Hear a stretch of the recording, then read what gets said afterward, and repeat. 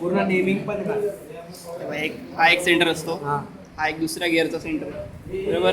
त्यांचे centre join झाले, मध्ये पिच पॉईंट भेटतो, तिथे 2 पिच सर्कल्स. पिच सर्कल घेतला. नंतर एक पॉईंट अजूम करतो आणि त्याच्यात ना नॉर्मल ड्रॉ करतो. नॉर्मल ड्रॉ केली की हा पॉईंट आपण पॉईंट ऑफ कॉन्टॅक्ट अजूम करून हा टीथ आपण असा अजूम करतो. म्हणजे हा पिच पॉईंट झाला.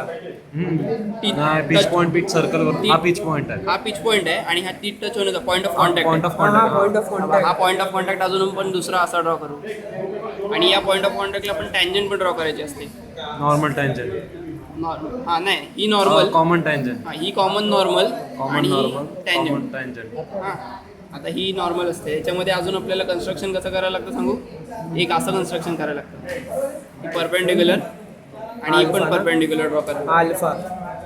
तर आपण आता हा फर्स्ट व्हील, हा सेकंड व्हील अजूम केला, ह्याला अल्फा अजूम करतो, ह्याला बीटा. बीटा.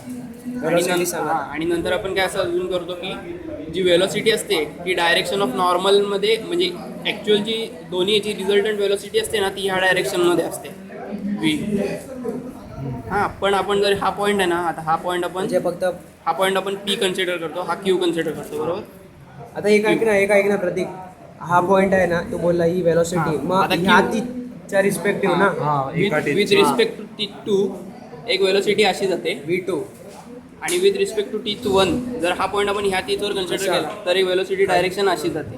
आणि ही रिझल्टेंट बरोबर. तर ही रिझल्टंट असते. तर फ्रॉम डायग्राम आपल्याला असं समजतं की हा जो अँगल आहे हा V1 असतो